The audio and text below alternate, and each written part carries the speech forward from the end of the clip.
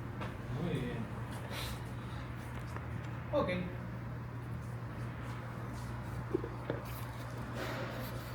Convolución uno por uno. ¿Qué tal? ¿Ya la vieron antes? Sí, Calizaya lo sabe todo. Cuéntanos. Lo que tengo entendido es que era parecido al grupo de pero no me acuerdo muy bien, pero lo que hace es de toda la característica de un feature en ese caso y todo lo igual de todo se queda como una matriz de en ese caso de recordar. Muy bien. ¿Pero y por qué hacerlo? En este caso era para tal vez es como una representación en el espacio latente, como todo es un vector, puede que esté direccionado hacia un eje. Va bien. En esa última parte me queda prioridad, pero está muy bien. Está muy bien. Muy bien. ¿Por qué convolución no puedo? Nosotros podemos cambiar el número de funciones similares que podemos poner la Ese es, digamos, el uso. Muy bien. ¿Por qué funciona? O sea, ¿cómo se dice? ¿Por qué funciona? Convolución no puedo. ¿A qué se refiere con proceso? Porque claro, o sea, lo que nos acaba de decir Mateo es muy cierto. O sea, lo que está haciendo es, o sea, nos va a permitir reducir el número de convolución, de multiplicaciones a la hora de hacer convolución. ¿Pero por qué? Para reducir canales complementarios. Sí. Pero sí es porque, o sea, también puedes reducirlo con un kernel. Me acabo de dar cuenta que tal vez es el profe que no sabe preguntar. Lo voy a explicar. No es literalmente por cómo funciona la convolución. No sería problema con los que se Si solo todo pasa a ser una dimensión, ¿no? Si es uno por uno, todo se multiplica y se suma en un solo lugar. Va bien, pero hay otra cosa más interesante. Lo de los Quizen Education, o sea, contamos, para solo quedarnos con el canal de error. Esa es una buena. Esa es la respuesta. Esa es la respuesta. Muy bien. Veamos entonces. Primero, ya habíamos visto que aquí lo que tenemos, ¿cierto? Es una convolución de 3×3 para 3 canales, ¿cierto? Genial, es como un cubo. Entonces, pónganse que tengo una imagen de 64×64 y tengo 192 canales, ¿cierto? Entonces una convolución de 3×3 pues agarrará 3 y generará un cubo de 3×3, ¿cierto? ¿Sí? Un hipercubo. En uno de 1×1 pues agarrará un cubito de 1×1 y agarra todos esos canales, como está aquí, ¿verdad? Y como todos me han dicho, ¿no? O sea, al final, claro, eso, profesor, pues me va a dar un único valor, ¿cierto? Muy bien. Yaleka, busqué una de sus publicaciones del 2015, donde él, digamos, le explica de una manera, bueno, a su forma, ¿no? Dice, en las redes convolucionales no hay una cosa como fully connected layers, ¿cierto? Solo hay capas de convolución con uno por uno, ¿cierto? Con kernes de uno por uno, como si fuera una tabla de conexión. Entonces, ¿qué es lo que está haciendo esto?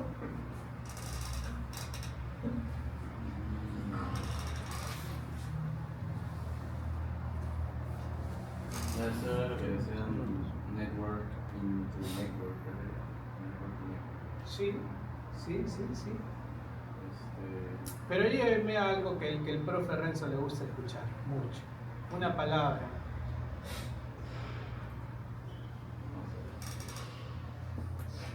Que lo repito siempre. Se está juntando distintos canales de espacio en transformación lineal en semántica, no le digo palabra. Es una transformación lineal. No es una regresión. O sea, lo que tenía que hacer una fully connected en un determinado momento, ¿qué está haciendo este amigo?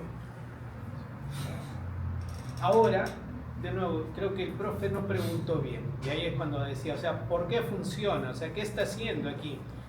Noten que es una regresión, es una combinación lineal, donde va a haber algo bien interesante, y por eso te decía, ¿por qué funciona?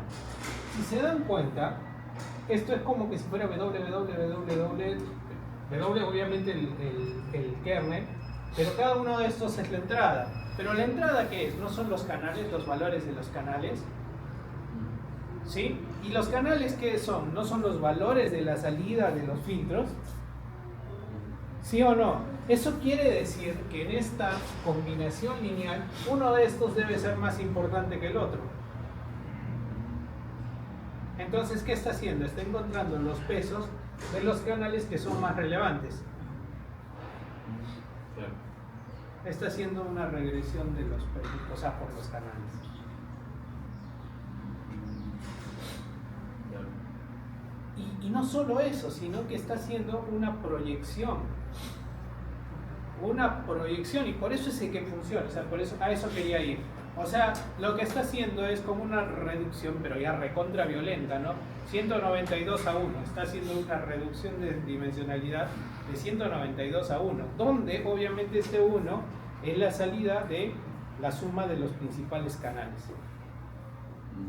Ha proyectado esa información en un único punto, seleccionando los canales más relevantes. Por eso funciona. De nuevo, tal vez yo no pregunté bien, no me dejo explicar. Pero ahora sí, ¿se entendió la convolución uno por uno? Acá, ¿verdad?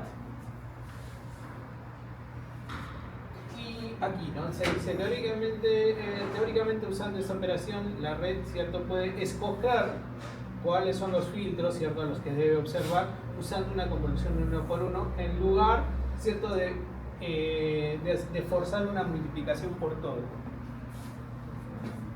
Una medida recontra violenta, ¿verdad? Pero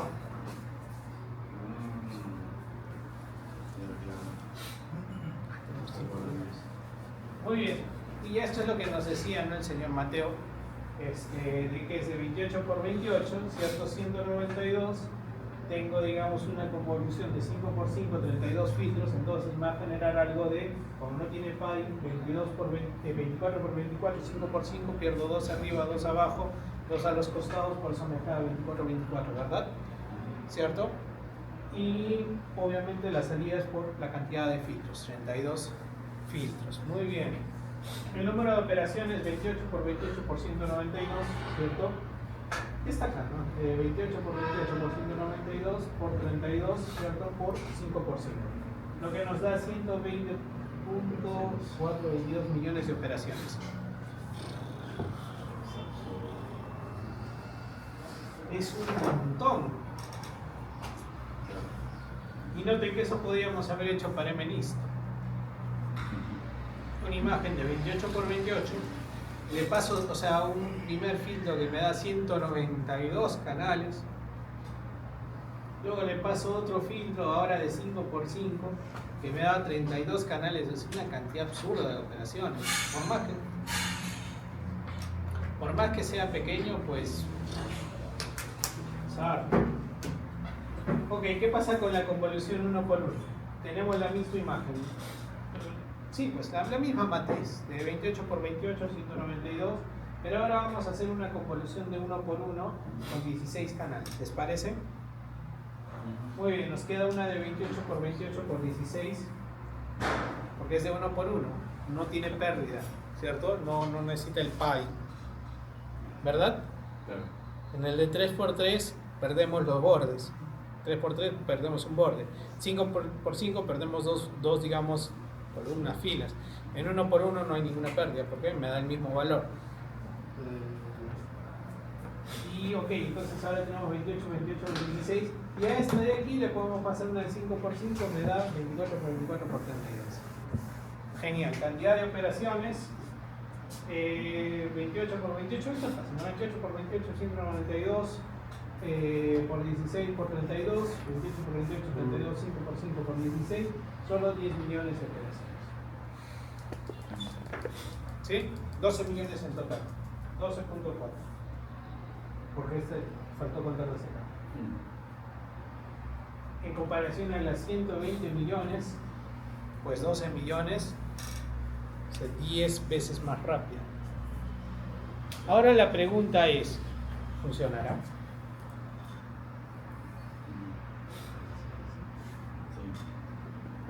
Porque claro, hemos hecho una regresión, hemos hecho una combinación lineal de los filtros y eso nos está dando un filtro, ¿verdad? O sea, hemos creado 16 filtros, o sea, 16 achatados, ¿cierto? A 16 la cantidad, digamos, de información.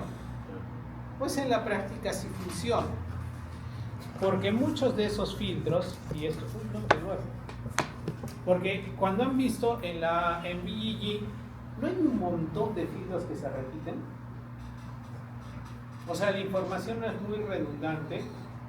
Basta con que seleccione alguno de ellos, porque la información está muy correlacionada entre los filtros. Pero, profe, o sea, esto es lo que da, ¿cómo yo selecciono? Mira, justo la convolución 1 por 1 está seleccionando los filtros que son más importantes, y recuerden que esto es en aras de la clasificación, o sea, el backpropagation va a decidir cuáles son los más importantes. Si se repiten, que se repitan. Si no se repiten, si necesita otra información, pues él lo va a decidir. Ese W no lo decidimos nosotros, sino ese W es seleccionado en función a la pérdida. Entonces, si tal vez para las pelotitas, pues él tendrá que encontrar solo los que tienen bordes, bacán. Si para este tendrá que encontrar, no sé, texturas, bueno, acá tal vez tiene más razón textura. Entonces, solo textura. Y todos los filtros de textura están acá. Todos los filtros de textura. Si a este tiene que ser bordes y solo bordes con textura, pues él lo decidirá. El propio backpropagation. Pues exactamente, o sea, igual no hay nada de pérdida. ¿Cómo así? O sea, No. podemos utilizarlo porque, o sea, por lo que veo en la segunda parte, como son filtros 1 por 1, o sea, sacan los canales que son más importantes, por así decirlo, pero no se toman en cuenta si hay relaciones entre píxeles, ¿no? Porque si es algo 1 por 1. ¿Quién se encarga de eso? Recuerda que aquí... No, claro, pero si desechamos un canal porque no tenía mucha importancia píxel por píxel, pero sí tenía importancia si lo veíamos como un 5 por 5 como arriba, no podría pasar eso. Puede pasar. Sin embargo, quien te va a corregir es esto. O sea, no estoy diciendo que no va a haber pérdida, sino que puede pasar. Sin embargo, o sea, este amigo de aquí, ¿cierto?, te está ayudando a seleccionar de manera adecuada esos pesos, o sea, esos canales que son importantes. Profe, ¿qué pasa si los 64 son importantes? Y mira, de los 192 todos son importantes. Te estás comiendo un montón. Puede pasar. Y eso depende de los datos. Igual no con los pesos, es una especie de ponderación entre los canales. Exacto. Incluso Porque, no o sea, necesariamente tiene que perder todos los fondos. No, la idea es que digamos, de aquí va a juntar esa información. Otra cosa que también creo que es importante entender y que personalmente después de mucho tiempo yo lo asimilé, lo junté, es que noten que la información por increíble que parezca, o sea, por raro que suene, aquí la información todo se da a través de sumas. O sea, esta suma que él está proponiendo aquí está acarreando información. ¿O no es eso lo que está haciendo? Cuando hacemos una red recurrente, cuando hacemos una convolución, cuando hacemos una regresión, lo que sea, todas son sumas. Suma, multiplicación, suma, multiplicación, suma, multiplicación, suma, multiplicación. Eso acarrea la información. Si podemos entender eso de que tal vez, o sea, aquí la información que se acarreó es suficiente, pues tal vez, o sea, funcione bien. Profe, ¿y por qué no reventó, funcionó al 100%? Porque tal vez no fue suficiente, pues, efectivamente.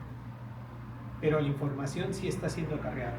O sea, más o menos la idea que dices tú y la idea que dice Josué.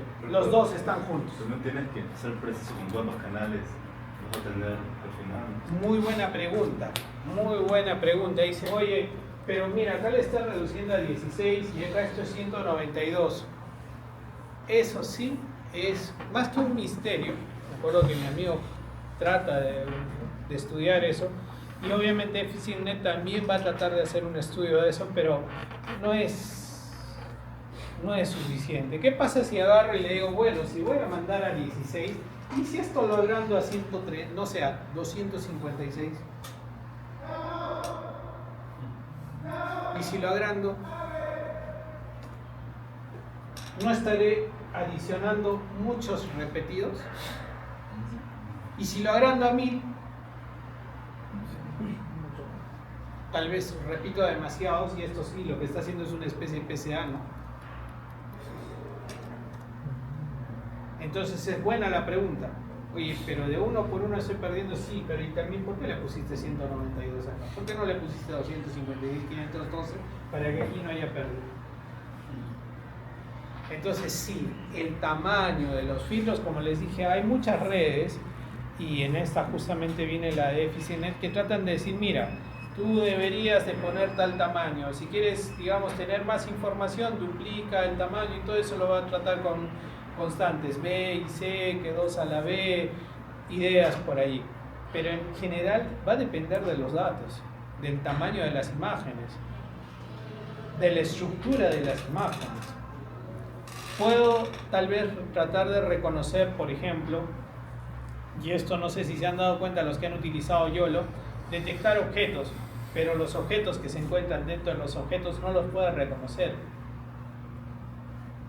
¿Cierto? O sea, me reconoce, sí, detecta persona, lo mucho detectará casaca. Y no sé, pues pantalón, pero si por acá tengo una corbata, no sé, un lapicero, no lo va a reconocer. ¿Por qué? Porque en el contexto, digamos, que ha sido entrenado, pues esa información está siendo descartada. Entonces el tamaño tal vez de ese filtro debería ser mayor, debería ser menor, a qué escala, cómo es la información visual. O sea, visión no es que sea, ya no hay solución, pero sin embargo el problema de la escena es fundamental. No es lo mismo, ¿cierto?, que esta cámara esté aquí, que esté allá a 5 o 6 metros. Para nada es lo mismo, cambia totalmente la escena. Las características visuales son distintas. Y el humano también lo entiende. Si vemos allá, a la casita que está al frente, ¿cierto? Veo una casa amarilla. ¿Qué más ven ustedes? Alguien me dirá un barrio, una ardilla, árboles, macetas, ¿cierto? Alguien ya me dirá viejo. No a mí la casa, viejo, viejo, ¿cierto? O sea que ya está deteriorado, pero no, para que no se sienta ofendida la persona que vive, ¿cierto? Deteriorado, no sé, descuidado tal vez, porque tal vez no se necesitaría pintura. Noten que de inicio yo he dado una idea bien simple, casa, pero de repente empezaron a crecer más y más definiciones. ¿Qué es deteriorado? ¿Cómo le enseño a una red que eso es deteriorado? Si la red solo está aprendiendo casas. ¿Notan? Que, o sea, yo le enseño una cosa, pero me gustaría que entienda que es sentir quebrado. O sea, nuestro cerebro pues está mezclando cantidades de información ingentes. Muy bien. Entonces ahora, de verdad que están recontra aburridos. ¿Qué hora son? Ya vámonos. Los veo todos bostezar. Ya 10:45, ya quieren irse.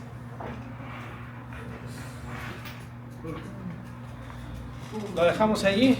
Sí, porque los veo recontra cansados. Es que ha sido harta información, ¿no? Y eso que no hemos pasado todos los slides de Stanford, que sí era largo.